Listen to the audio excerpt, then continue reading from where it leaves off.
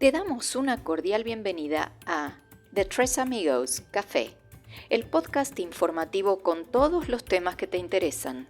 Un ciclo de debates, opinión y análisis de la mano de los licenciados Diego Ledo, especialista en procesos históricos y geopolíticos, Guillermo Durán, especialista en mercados de capitales, y Walter Sanz, especialista en historia económica y política.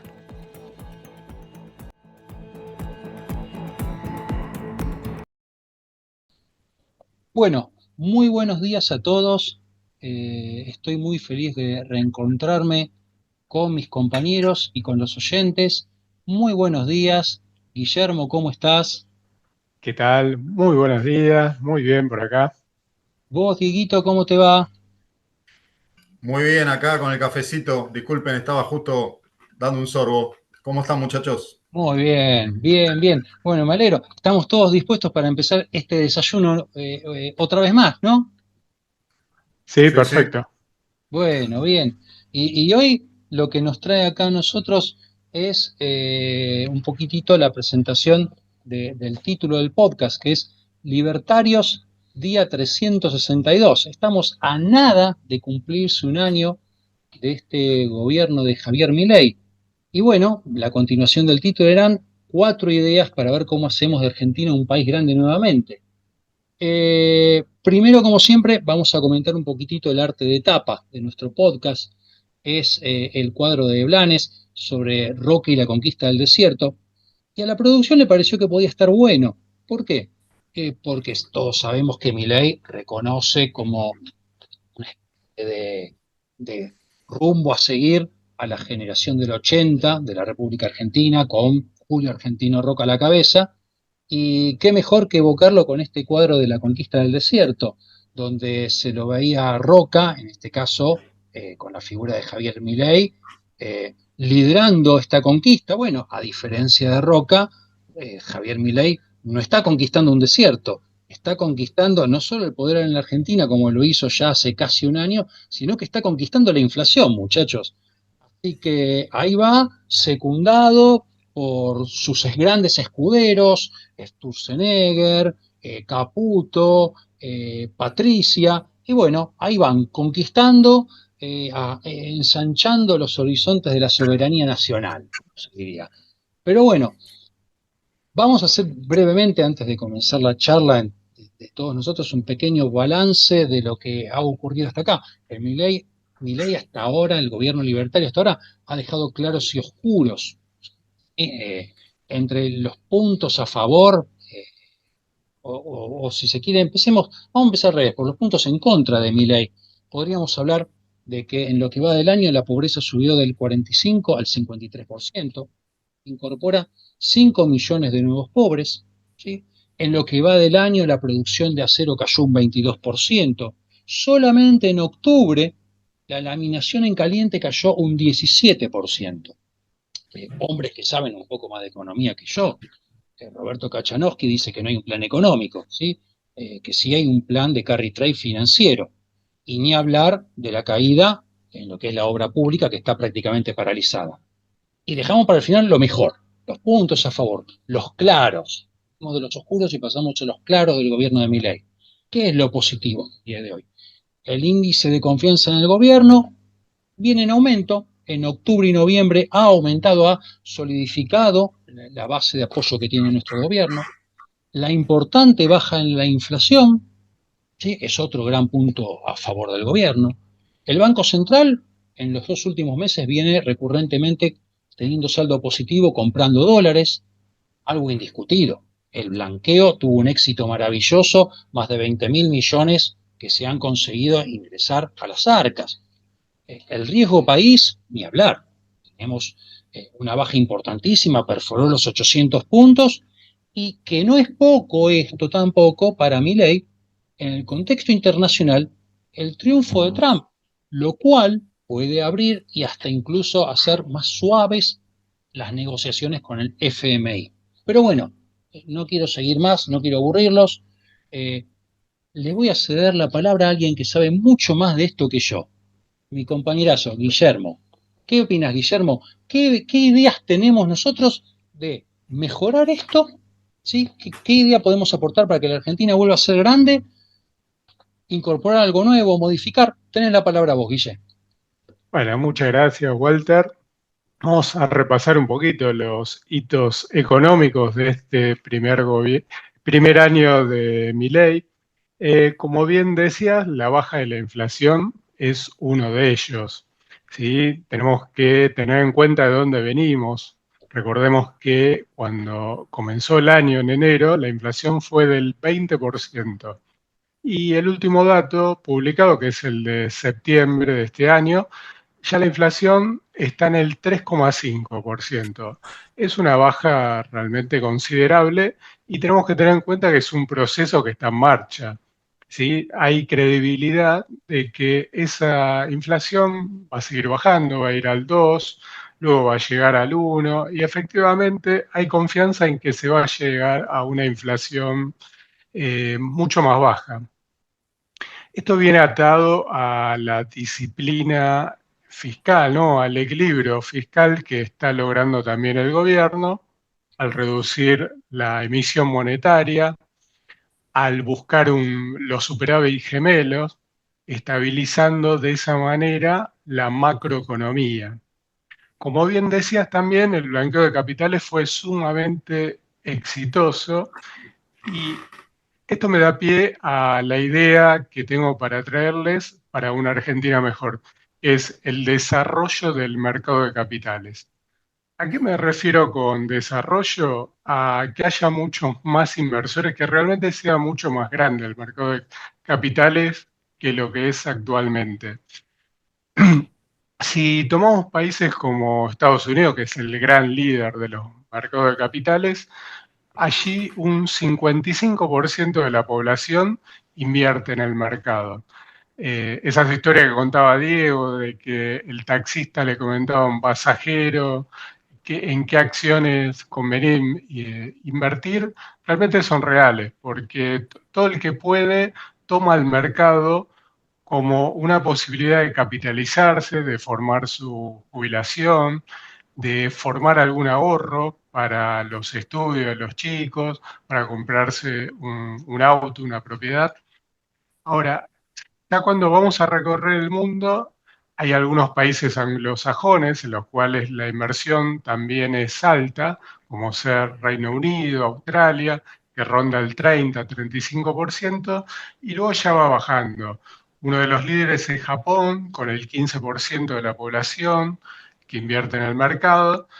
India va creciendo mucho, tiene un 8-9%, y Argentina solamente el 4% de la población, somos los que invertimos. ¿Cuál sería el beneficio para el gobierno y para las empresas en que mucha más gente invierta? Y la posibilidad de financiarse. Pensemos en el caso de Vaca Muerta, ¿no? Que hay muchísimas empresas, sobre todo las más grandes como YPF, Pampa, Vista, que necesitan mucho capital para poder desarrollar Vaca Muerta. Y si no consiguen en el mercado local, tienen que salir al exterior a endeudarse como sea, con los bancos o tratando de emitir bonos en el exterior. Para la ahorrista, el beneficio, ¿cuál sería? Poder incrementar su capital con inversiones que conoce, que son más tangibles, y tiene que tener una seguridad para esto. Ahí yo creo que para que pueda ser posible el desarrollo del mercado de capitales argentino, hay dos patas. Una es la seguridad, la estabilidad que se tiene que ir dando a lo largo del tiempo. A nivel nacional, con los bonos todavía no lo tenemos. Si bien hay mucho optimismo, venimos de una historia un poquito retorcida. Pero tomemos el historial de las empresas con las obligaciones negociables. Realmente hay un historial positivo que ya lleva 20 años, con muy, muy poquitos default que terminaron renegociándose y realmente eso da una estabilidad que hace que las empresas se puedan financiar con tasas cada vez más bajas. Ya están llegando al 6% anual. Es algo inédito para la Argentina. Ahora bien, ¿qué otro elemento también está haciendo falta? la educación, algo en lo cual ustedes son especialistas. ¿Qué pasó, por ejemplo, con el reciclaje de materiales? Cuando empezó, y la realidad que nadie le daba bolilla, hasta se tomaban broma, hasta que los chicos lo aprendieron en las escuelas y fueron ellos quienes lo llevaron a sus casas y empezaron a explicarle a los padres, nos empezaron a explicar, a decir, no, no, esto no lo tiremos al tacho, esto va al reciclable. Algo parecido debería pasar con la educación financiera. Debe empezar de temprana edad en las escuelas para que eso vaya infundiéndose en las familias y sea tomado como algo natural. ¿Qué les parece? Muy buen punto, Guille, ¿eh? La verdad, si valga la redundancia, si la idea de este podcast era aportar ideas, creo que esa idea que estás aportando es extraordinaria. Hacer educación financiera desde la cuna, es decir, desde las escuelas. Hasta incluso podría ser una materia o por lo menos parte de alguna materia en ciertas orientaciones educativas, como puede ser en la de economía. Fantástico. Bueno, anda pensando en alguna otra seguramente, pero muy buena. Dieguito, ¿y vos qué opinás de esto? ¿Cuál es tu idea de aporte para una mejor Argentina? ¿Querés acotar algo más a lo que dijo Guilla, a la introducción que hice yo, como vos quieras? Dale, tenés Sí, la sí. palabra. Ahora vuelvo un cachito a tu introducción, que fue bastante jugosa. Mencionaste a Kachanowski. Eh, si vos me preguntabas hace, no sé, 5 o 10 años atrás, dónde lo ubicaba a Kachanowski, te lo ubicaba como uno de los más liberales de los liberales. Y hoy se están peleando quién es más liberal, por izquierda o por derecha, con los libertarios y los liberales, y gente que vos pensabas que tenían un pensamiento muy homogéneo, se matan, se ¿Quién es matan. más Hablo del campo, ortodoxo?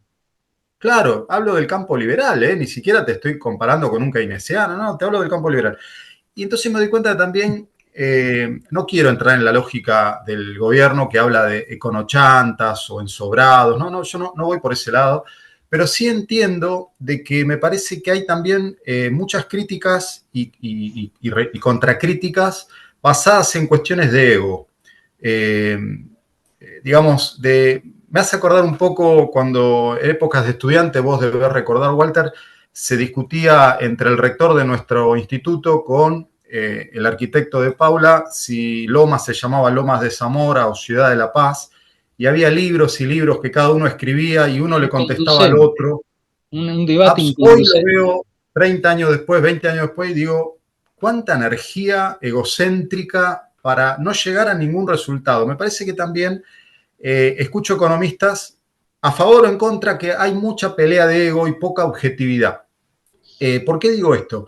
Buena parte del no plan, en primer lugar, estamos hablando de gente que se declara libertaria. No le pidas demasiado planificación porque es como una mala palabra para el ámbito libertario que planifiquen la economía. De todas maneras, vamos a la realidad, sabemos de que existe algún tipo de planificación. Pese a que ellos aborrezcan esa palabra.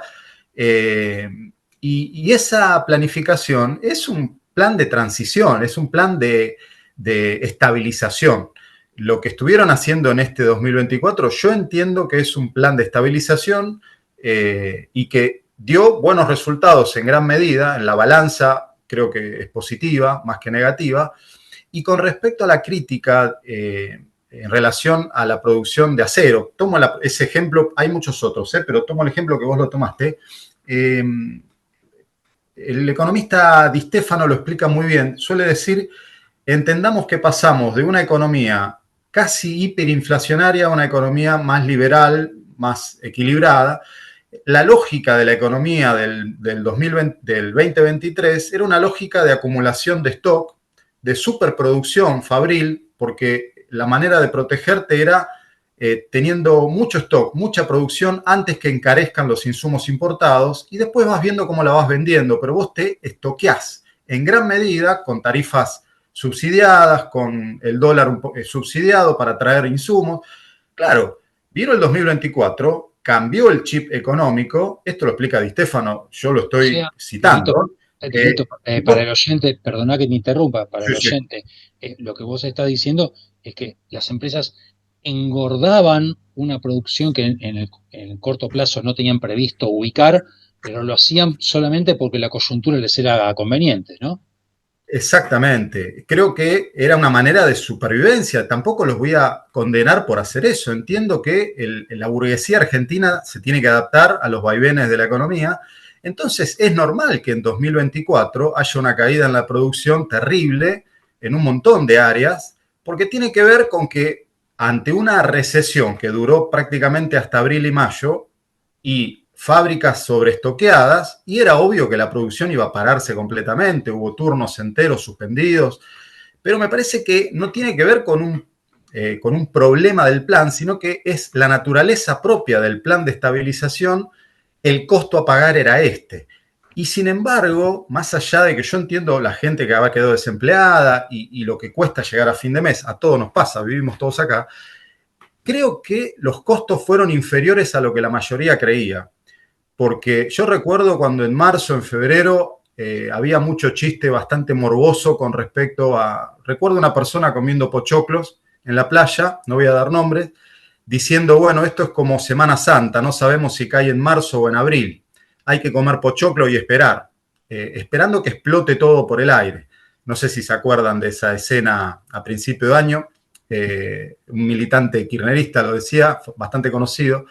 Y así un montón de pronosticadores de que esto explotaba. Bueno, terminó creo que sorprendiendo a mutuos y ajenos que el costo se pagó, queda claro, pero no explotó todo por el aire. Eso con respecto al comentario que hiciste. Con respecto a las ideas, tal vez van a ser un poco ideas de perogrullo la que voy a decir, porque esto ya está, se sabe en gran medida, pero no todo el mundo está de acuerdo. Voy a mencionar una porque así hacemos más dinámico el pase. Después te cedo la palabra a Walter nuevamente. Guilla hablaba de educación y hablaba de educación financiera. Suscribo absolutamente, sobre todo educación práctica de finanzas, de economía, pero para poder utilizarlo económicamente una persona y poder disponer de un ingreso extra precisamente gracias a esa educación financiera. Me parece que también tiene que haber un cambio, hablo incluso más holístico, un cambio filosófico. Con respecto a la salida de la Argentina y de la mayoría de los países del mundo es capitalista. Me parece que seguir discutiendo si los medios de producción los nacionalizamos, lo toma la clase obrera. Increíblemente, en el ámbito laboral mío, yo tengo esas discusiones con muchísimos colegas que los respeto y los aprecio mucho, pero no puedo entender cómo todavía estamos discutiendo modelos económicos de principio del siglo XX. Me parece que la salida es capitalista. Obviamente que el capitalismo no es perfecto. Podemos hablar de un capitalismo más liberal, un capitalismo más progresista, más hacia la izquierda, más hacia la derecha, pero la salida es capitalista.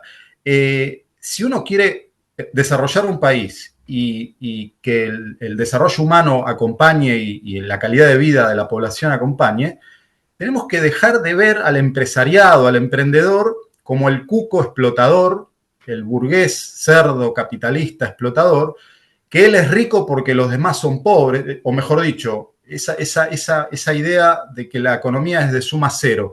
Si yo soy pobre es porque hay un rico que se está quedando con mi parte. Ese es un poco el pensamiento de muchísimas personas, muchos jóvenes, que te genera un enfoque que para mí es equivocado, porque en un mercado competitivo, hablo de un mercado libre, donde se compite y donde no hay capitalismo de amigo, que yo soy el gobernante y te doy a vos la concesión para que monopolices este mercado, sacando eso que es el peor de los capitalismos, en un capitalismo de libre competencia, el que hace plata porque algo está haciendo bien, está brindando un servicio que la gente le sirve, y entonces lo elige y decide pagar por ese servicio voluntariamente, o porque está vendiendo o creando un producto que lo soluciona la vida, por ejemplo, un celular, no sé, ¿alguien puede discutir que el creador de Apple sea millonario? Si el tipo nos simplificó la vida y nos ayudó en un montón de aspectos a ser más productivos, y mucha gente trabaja y salió de la pobreza gracias a ese dispositivo, digo, por decir un teléfono celular, puedo decir cualquier invento que nos ha beneficiado. ¿Alguien está en desacuerdo con que Henry Ford haya sido millonario por inventar el automóvil popular para todos? Digo, el tipo aportó algo a la sociedad que la sociedad lo valoró y depositó su dinero a esa persona reconociéndole ese aporte. Entonces, ¿cuál es el problema de que el tipo sea rico? ¿Que Henry Ford es rico porque se quedó con la parte de toda la gente que es pobre? No, me parece que es filosófico también. Yo sé que me voy a ganar muchos enemigos con esto, pero en la medida en que pensemos un país con un capitalismo de libre competencia, sin amiguismo, sin corrupción o combatiendo de la mayor manera la corrupción y el amiguismo, me parece que hay que cambiarse el chip mental y dejar de enojarse con la gente que le fue bien, porque esa gente genera empleo. Después puede ser más simpática o menos simpática, no sé, Galperín tal vez no es el tipo más simpático del mundo, pero el tipo hizo algo y le generó laburo y riqueza a un montón de argentinos y a un montón de personas en otras partes del mundo. Y cierro con esto porque lo estoy haciendo muy largo. He escuchado muchas veces colegas que me dicen, ¿a vos te parece que alguien esté pasando hambre y Messi cobre tanta plata en un minuto de juego? Pero hay que ver cuánta plata genera Messi a la Argentina, a la AFA, a los que venden camisetas de Messi, a los canales de televisión que venden publicidad con Messi, a YPF que usa la imagen de Messi. Messi cobra esa plata porque genera mucho valor en todas las personas que están dispuestos a pagarle ese dinero. Paso la palabra porque la estoy haciendo muy larga, perdón. No, perfecto, perfecto, estuvo bárbaro, digo, es totalmente válido. Eh, yo casi me quedo sin palabras porque yo soy casi un artículo de museo, estoy lleno de telas de araña del siglo XX, vetusto, eh, como dirían mis hijos, anticuado. Eh, Estoy pasando en este momento por una etapa de justicialismo de primera hora. Voy a ser criticado, como dijiste vos, por muchísimos porque no les va a gustar. Y parafraseando un poco al general Perón, Perón decía, la libertad es buena, pero la libertad hay que saberla guiar. Es decir, no sirve de nada transitar por los campos, pasando los alambrados por encima, pisotear los sembradíos, porque queremos ser libres y transitar por ahí, y arruinar cosechas, cuando en realidad podemos ser libres, pero utilizar normas que nos da el Estado, como son, por ejemplo, las autopistas, las avenidas, ¿sí? Las rutas, ejerciendo nuestra libertad, pero sin pisotear las cosechas. Yo creo que soy totalmente consciente de que el capitalismo es bueno, es el sistema que se ha demostrado exitoso. Considero que el capitalismo, después del fin de la Guerra Fría, mostró su faceta, comenzó a desarrollar nuevamente su faceta más deshumanizada, porque ya no tenía que mostrar un rostro lindo enfrente de la otra opción que era el socialismo comunista. Yo creo que el socialismo de corte keynesiano, el socialismo de corte justicialista es un perdón, el capitalismo, no el socialismo, discúlpenme. El capitalismo de corte keynesiano, el capitalismo justicialista, es un capitalismo sano, ¿sí? Donde el Estado tiene intervención. A mí me asusta me produce justamente por mi formación y por mi justicialismo pensante de que el gobierno no asista cuando se hace en esta semana pasada la 30ª reunión de la Unión Industrial, ¿sí? Donde los industriales están solamente solicitando, vos decías que la empresa privada, el emprendedor no es un enemigo, los industriales solamente están pidiendo, bueno, que si vamos a ser competitivos, que acomodemos el costo de los servicios para la producción también, porque ni tenemos ni tienen servicios de muy buena calidad y las tarifas se han ido a las nubes para la producción. Entonces, me asusta que el gobierno no asista a una reunión tan importante como esa y la vacíe de presencia gubernamental. Eh, Me asusta cuando economistas como Lucas Liach, que formó parte del gobierno de Macri, diga que hoy, con razón lo dice también, que el sector de los servicios genera 9 de cada 10 puestos de trabajo, ¿sí? Que la industria está quedando de lado y que si fabricamos camionetas, solo hagamos camionetas, pero que no hagamos autos, porque los autos, ¿para qué? Si total el auto no te está dando grandes beneficios. Yo digo, cuando tomamos esas decisiones, estamos dejando afuera a miles de personas que necesitan trabajar, que necesitan tener un sueldo para ganarse la vida dignamente, y ahí es cuando yo creo que el sector servicios por sí solo o el campo por sí solo no van a resolver la situación de la Argentina. Hay que aprovechar ese sector industrial, pyme, que aporta más del 30% al PBI para poder resolver este problema. Y ahí es donde va mi idea de una política de corte keynesiano, ¿sí? Una política que tenga una política monetaria acorde, con una política fiscal acorde que ayude a apuntale el gasto público, que los impuestos sean acordes tanto para los industriales como para los consumidores, ¿m? Y que el dólar, sí, de equilibrio no sea el que salga de la oferta y de la demanda como plantea el capitalismo duro y puro, sino que sea el dólar que haga que tomar un empleado o pagar un salario en términos de dólares sea competitivo. Que ese sea el dólar de equilibrio, no el de la oferta y la demanda.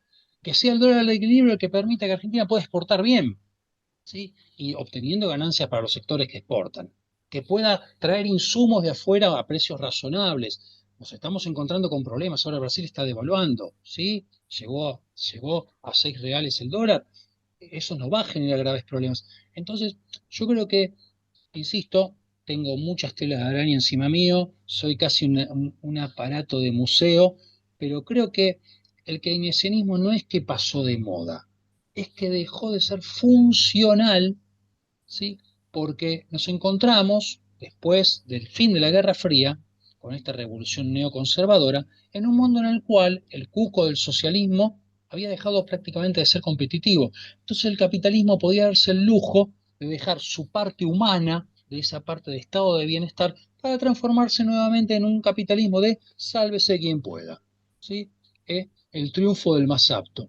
Y ese es mi reclamo y mi idea, que no es ninguna novedad lo que estoy diciendo, al contrario, es casi algo arcaico, pero una vuelta a ese capitalismo, un capitalismo de rostro humano, de corte keynesiano, con justicia social y que no excluya a la industria simplemente porque es o no competitiva, porque no, y que el dólar no sea una cuestión de equilibrio, sino de necesidad.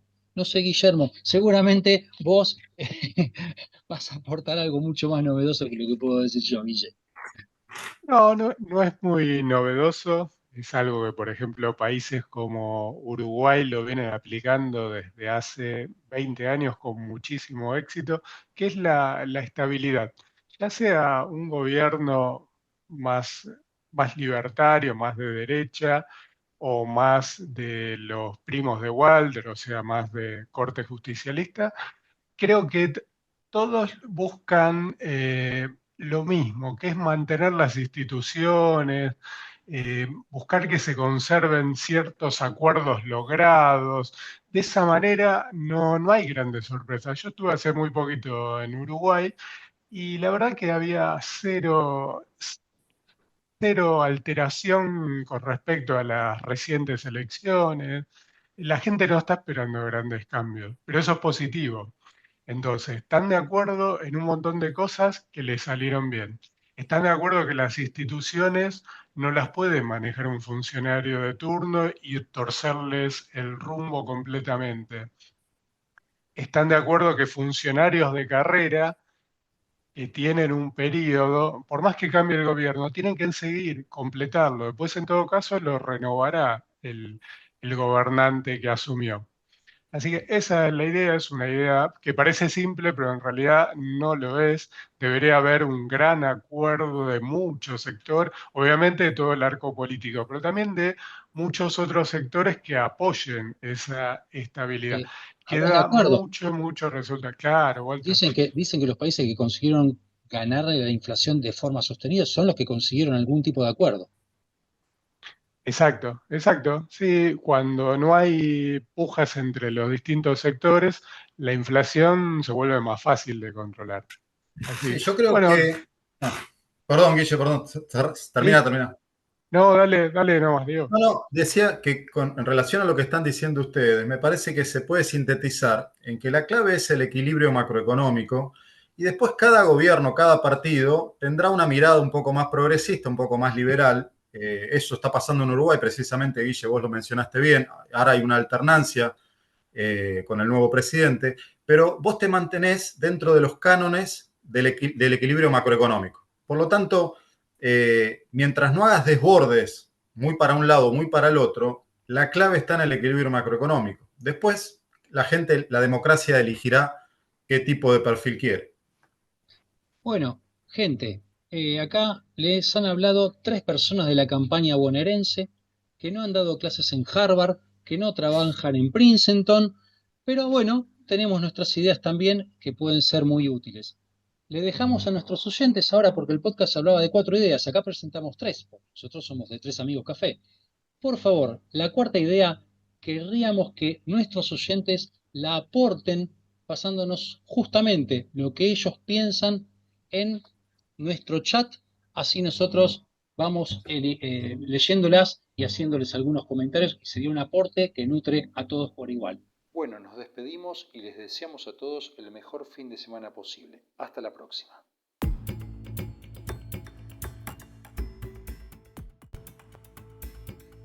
Edición y producción artística MSRS Uncanny. En YouTube, @Uncanny333. Gracias por vernos.